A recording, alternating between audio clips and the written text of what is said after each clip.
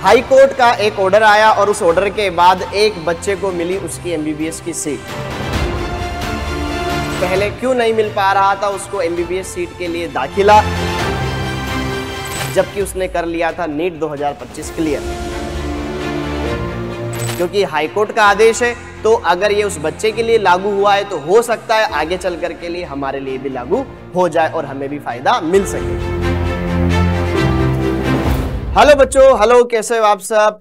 High court का एक order आया और उस ऑर्डर के बाद एक बच्चे को मिली उसकी एमबीबीएस की सीट।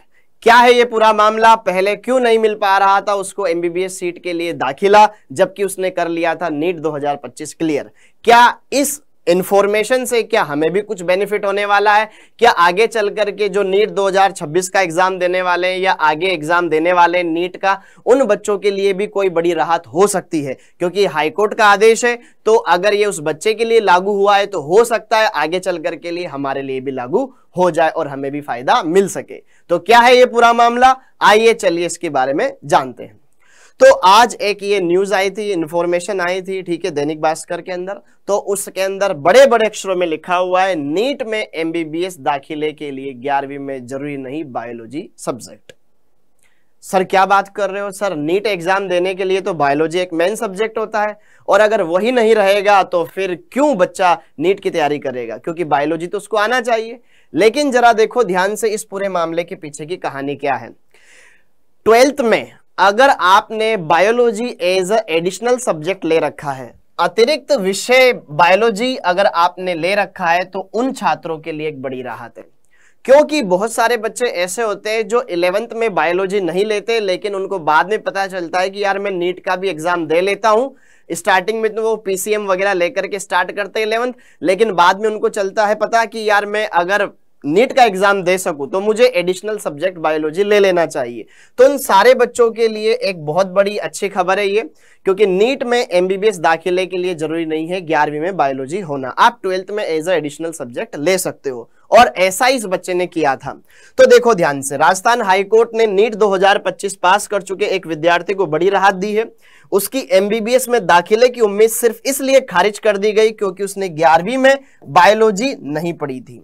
छात्र ने बायोलॉजी 12वीं में अतिरिक्त सब्जेक्ट के तौर पर पढ़ी और पास की, और कोर्ट ने यह कहा कि राष्ट्रीय चिकित्सा आयोग एनएमसी, जो एनएमसी है जो आपके नीट का एग्जाम कंडक्ट करवाती है, मेन बॉडी जो है, कि 2023 की पब्लिक नोटिस और इंफॉर्मेशन बुकलेट में साफ लिखा है कि एमबीबीएस एडमिशन के लिए 11वीं में बायोलॉजी पढ़ना अनिवार्य नहीं है। ओके, मतलब उसके अनुसार क्या है कि 11वीं में अगर आपके बायोलॉजी नहीं है तो भी आप नीट का एग्जाम दे सकते हो। छात्र ने नीट 2025 पास किया, उसे एक मेडिकल कॉलेज भी अलॉट हुआ, लेकिन काउंसलिंग और डॉक्यूमेंट वेरिफिकेशन के दौरान उसकी उम्मीदवारी यह कहकर के खारिज कर दी गई कि उसने 11वीं में बायोलॉजी नहीं पढ़ी थी। तो आप में से बहुत सारे बच्चे ऐसे होंगे जिन्होंने 11th में बायोलॉजी एज अ सब्जेक्ट आपने मेन सब्जेक्ट नहीं चूज किया होगा, या तो आप पीसीएम वाले रहे होंगे, ठीक है, लेकिन फिर आपने भी 12th में जाकर के एडिशनल सब्जेक्ट ले लिया as a biology additional subject. Okay, तो इसके बाद स्टूडेंट ने हाईकोर्ट में याचिका दायर की। याचिकाकर्ता ने कोर्ट में दलील दी कि एनएमसी की 2023 की पब्लिक नोटिफिकेशन नोटिस और इंफॉर्मेशन बुलेटिन के अनुसार बायोलॉजी को 12th में एडिशनल सब्जेक्ट के रूप में पढ़ने वाले स्टूडेंट भी एमबीबीएस में एडमिशन के लिए योग्य माने गए। तो उसने फिर हाईकोर्ट में याचिका दायर कर दी कि आपके नोटिस में तो लिखा हुआ है कि अगर किसी के 11वीं में बायोलॉजी सब्जेक्ट नहीं है तो आप नीट का एग्जाम तब भी दे सकते हो। फिर अब यहां पर हाईकोर्ट ने यह माना कि हो सकता है टाइपिंग में कुछ मिस्टेक हुई है, उस वजह से यहां पर यह संदेह उत्पन्न हुआ और उस बच्चे को एमबीबीएस में दाखिला नहीं मिला। लेकिन फिर उसके बाद ये सारी दलीलें सुनने के बाद हाईकोर्ट ने क्या कहा कि इसमें बच्चे की कोई गलती नहीं है, उसका पूरा करियर, पूरा साल खराब हो जाएगा। उसने तो आपके इंफॉर्मेशन के अकॉर्डिंग नीट का फॉर्म फिल किया और अप्लाई किया और उसके लिए मेहनत भी करी, और उसको जब एमबीबीएस सीट मिल चुकी है तो अब हम उसके हक से उसको पीछे नहीं रहने देंगे, और फिर उसको दाखिले के लिए हाईकोर्ट ने बोल दिया, उसको एडमिशन मिल गया। तो ये पूरा प्रोसेस है। अब इस ऑर्डर के बाद एक नई बात सामने यहां निकल कर आती है। तो अगर ये एक ऑर्डर उस बच्चे के लिए लागू हुआ है तो क्या ये सभी बच्चों के लिए लागू होगा? अभी इसके बारे में कहना पूरा 100% जायज नहीं है, लेकिन हाँ, उसमें एरर ये था कि 2023 के पब्लिक नोटिस को उसने प्रूफ बताया कि इसमें देखो ऐसा कुछ लिखा हुआ है, इसलिए मैंने ये फॉर्म भरा था और जब मेरा ये सीट अलॉट हो गया तो अब आप ये इस तरीके से मुझे कॉलेज में एडमिशन देने के लिए मना कर रहे हैं।